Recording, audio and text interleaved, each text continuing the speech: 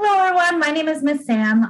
For those of you who don't know me, I am one of the teen librarians here at the Levittown Public Library, and I am honored today to have Cassandra Chavella, who is a licensed social worker with expertise in Alzheimer's disease, dementia, grief counseling, family counseling, and is currently practicing in the field of mental health in children and adolescents. So thank you so much for joining us today. I'm so excited. We have so much to learn. So Cassandra, I'm going to kick it over to you. Why don't you tell me a little bit about yourself and what exactly you're doing right now? Hi, Samantha. So my name is Cassandra, as Samantha said. I have been a social worker for about 5 years now, working with families and individuals living with Alzheimer's disease and other dementias. And now I'm currently on the other side of the spectrum, working with children and teenagers and their families who are living with a variety of mental illness. And so tell us a little bit about how you got into it. Obviously, there's a bunch of schooling that needs to happen, and it's not a career that you can just kind of walk into. So could you lead me kind of through your educational path? Sure. So I received a bachelor's of social work, and I did a master's program in 1 year to earn a master of social work. And then 6 months after that, I took a licensing exam and became a licensed master social worker. And I am currently on track to receiving a clinical license to do private practice work. Great. Now explain to me a little bit, obviously there's a lot there. So can you explain to me a little bit about the differences between like a clinical license social worker compared to someone who is not clinically licensed? And then are there different, obviously there's many different areas of social work. So do you need licensing in each individual one? Is it more of an umbrella situation? How does that work? Yes. So in New York State, a licensure is, I can never say that, is required to practice as a social worker. I know incredible social workers who choose not to get licensed, and they are in administrator roles, nursing home roles.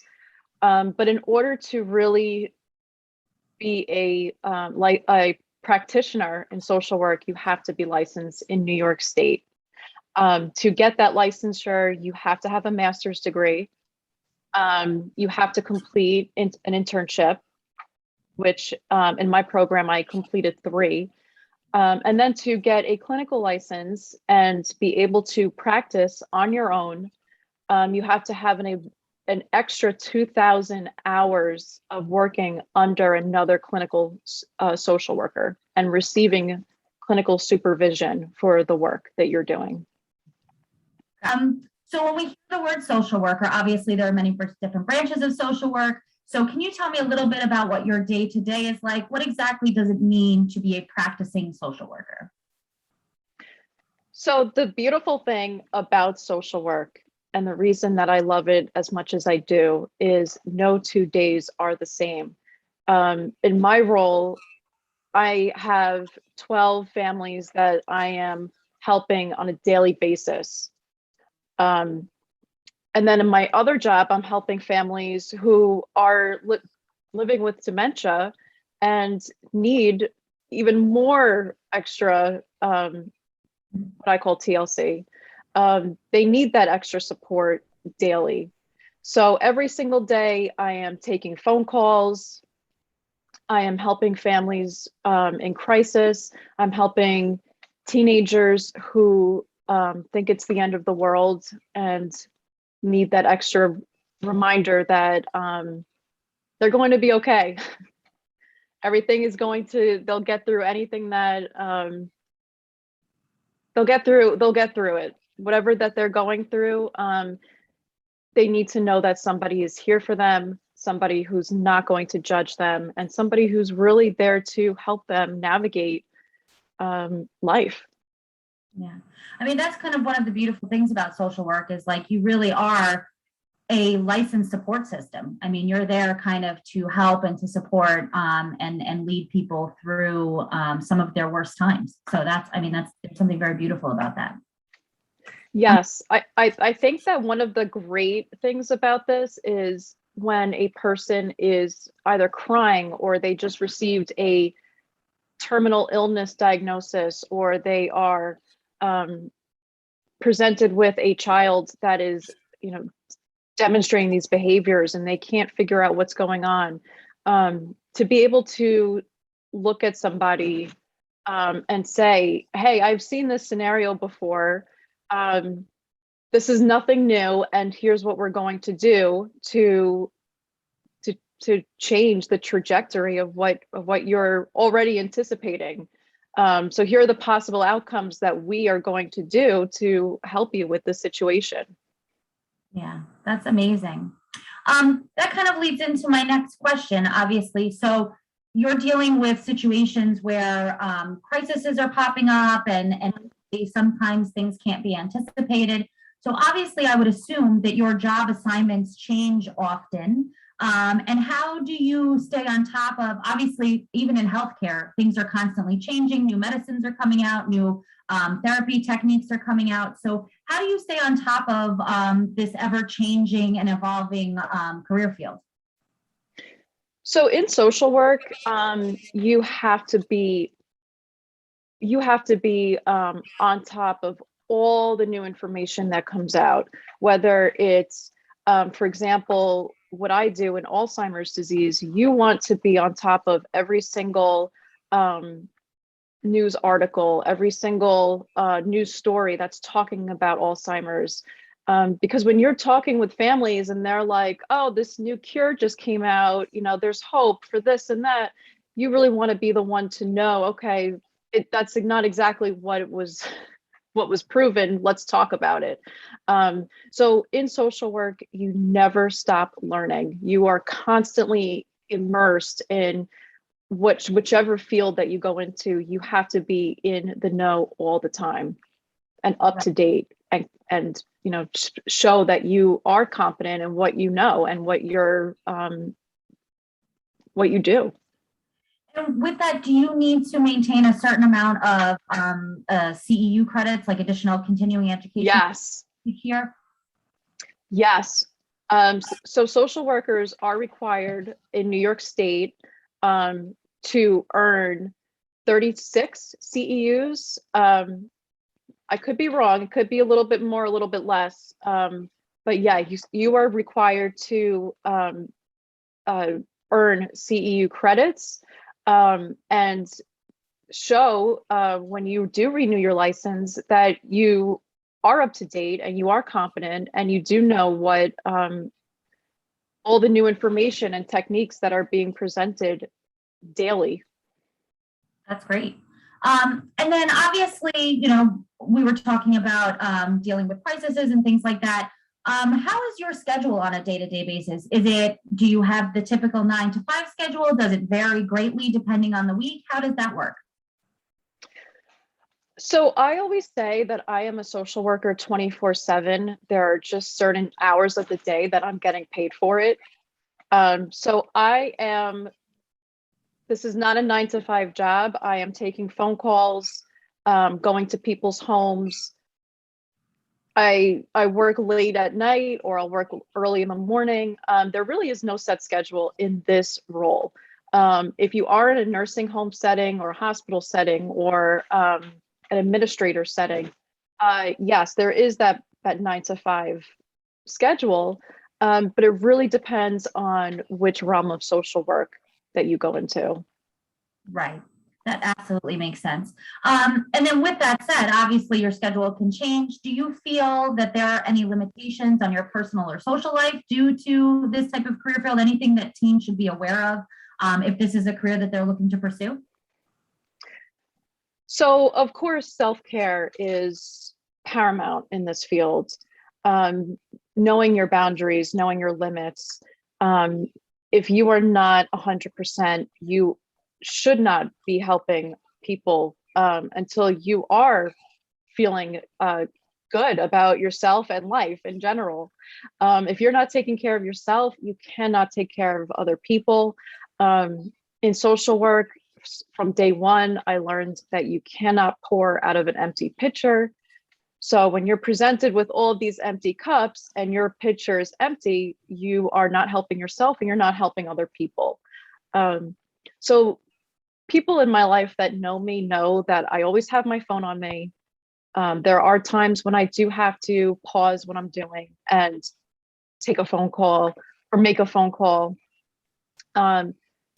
Yeah, it's an all day job. Doesn't have to be, depending on what role you're in. But in the role that I'm in now, yes, I am available a lot for families. Right. And then would you say with your current job, can you live anywhere in the world? Are there certain areas of the country that are better than others to work? How does that work? So again, the beautiful thing about social work is you can travel anywhere in the world and you can practice as a social worker. They are always in demand. People always need social workers. This is a degree that is so dynamic. That being said, in America, there are certain states where your credentials do not transfer, but you're still able to move freely and do what you want, knowing that your degree is valuable.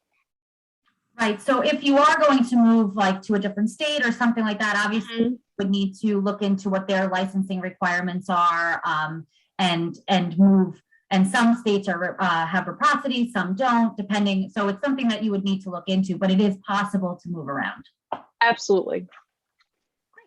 And then my other question would lead into, obviously, we talk about how you do home visits in your current position. So obviously there is some travel that is required within your job.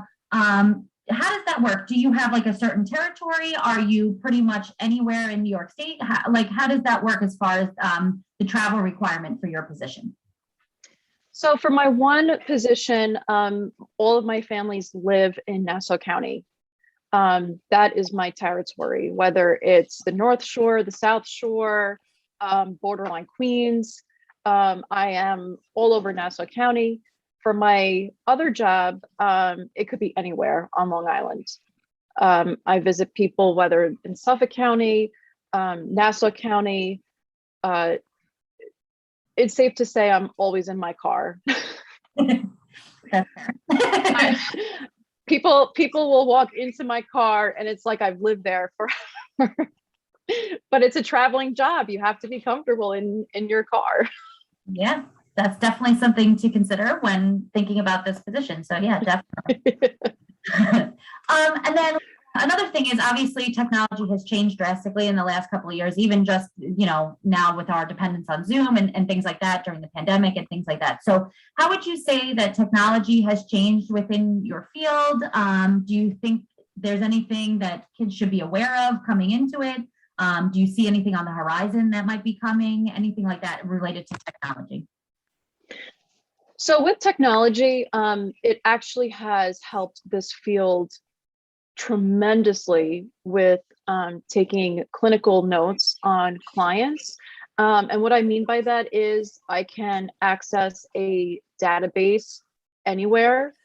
Of course, all HIPAA and, private. And that being said, what's wonderful about that is I don't need to carry papers with me. Everything can be done online in a database. If I'm not available and another social worker has to take my place for that day or that week, they can easily go into a database and look at a client's history and what the diagnoses are and the progress that client has made. So yeah, it has helped tremendously in this field where everything was on papers and social workers would physically have to carry tons and tons of paperwork around to now just a tablet, a laptop, a cell phone. That's amazing. And I'm sure that's much easier to navigate, especially in a time of crisis and you're trying to figure out where they are, where they're coming from, where they need to go. So I'm sure that process just a lot quicker as well. Yes, and speaking of Zoom, technology has helped so many people access help virtually. So yeah, in a pandemic like we've experienced and are still experiencing, everyone has access to a virtual session that could be life-changing. So technology and social work has really helped so many families and people just get the help that they need. That's great.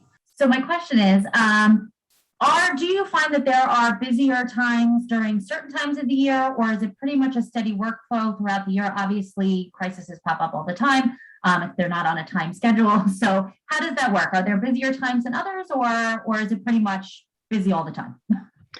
It is busy all the time. It is an all year round, steady but busy workflow. Nice. And then also, you talked a little bit about, obviously, the master's degree, different licensing exams. Obviously, you talked about administration roles. So what are some of the opportunities for advancement within your career? Is it, are there certain requirements in order to move up throughout the field? Or is it the licensing? Is it education? Is it just experience? Is it all of those? How does that work? So most social workers have master's degrees. Some pursue doctorates and PhDs to teach in colleges. But it really is getting your master's in social work and then getting certifications, getting the license, then the clinical license. So there is room for advancement, but you can really practice with either licensures in New York State. Great. And then what would you say to a teen who is considering this line of work? Are there any certain interests, skills, abilities, personality traits that do better in this career field than others? Absolutely. In this field, you have to be a people person. You have to have patience. I always say knowledge is power, but in this field, knowledge is compassion. You have to have the patience and the love for what you do. This is not a career where you can just wing it. You have to know what you're doing. You have to know how to respond to situations, how to react. It's if you choose to go into this field, you have to genuinely love what you're doing. That's very, very fair. Okay, so that leads into one of my all-time favorite questions, which every time I'm talking to teens, I always get the response sometimes when they're doing their homework, when am I ever going to use this again? So my question is, are there any particular subjects that you feel you use more often than not on a daily basis within your job? Is it more heavily math focused, reading and writing and language focused? What do you feel that you use most often within your daily job? So this job does not require any kind of math except for statistics. It does require a lot of reading. You have to be able to process what exactly is being presented. So when you get a file on, for example, a child who was just hospitalized, you have to understand what the process is, and you have to be able to articulate yourself when talking to families, talking to other healthcare professionals. So reading and writing, definitely important, but if you do not like math, this is the field. This is the field for you. That's great. So another question that I have then is there anything that you can suggest that teens can be doing now if this is something that they're interested in as a career field? Obviously, there's a lot of educational requirements to be able to become a social worker, but are there any areas that they could be working on while they're in high school to kind of get their feet wet, get some skills brushed up on, and to really see if this is a career that they would be interested in long term? Yes. So for high schoolers, do as much volunteer work as you possibly can. Figure out which line of work is what you're passionate about. If you choose to work with the elderly, which I love, now is the time to volunteer with elderly people. Finding a lonely neighbor who's elderly, offering to have lunch with that person, going shopping for them. This is the time now to really figure out who you connect with, whether it's children, teens, older adults, elderly. This is the time now to volunteer your time and figure out who you really enjoy talking to, who you enjoy helping, who you connect with. I think too, with social work, there's so many different environments that you could be working. Yes. Whether it's in like a clinical setting or in like a home visit setting. So this is also a great opportunity for them to not only explore the different populations that they'll be working with, but also the different environments and the different structures. Yes. As well, right? Absolutely. Great. And then I know you were talking about in internships that you have to do in order to get licensing and a certain number of hours and stuff. How do you go about finding those internships? Is it something that was arranged through your school? Is it something that you had to find on your own? How did that process work? So in social work, there are a list of internships that are presented to you. I know it's not the same for every major, where you have to be the one to really explore internships that are willing to accept you. But in social work, most schools do have participating agencies or hospitals or not-for-profits who will take interns, and they will have a licensed social worker who is available to really take you under their wing and give you that learning experience and supervision that is required. So it's a little easier. yes, Yeah. Yes, it's much easier in social work to find an internship, and yes, they actually make it pretty easy for students. Great. That's great. Other questions would be is, obviously every job has its ups and every job has its downs. So what would you say is the best part of your job, and what would you say is one of the bigger challenges? The best part of my job is, of course, helping people. There are days that really will make you question everything. But the next day you have to get up and go right back into it and know that you can do it. The worst parts of the job, of course, if you do go into geriatrics, is losing people. You have to get ready for that, for those losses that you will experience. The decisions, having to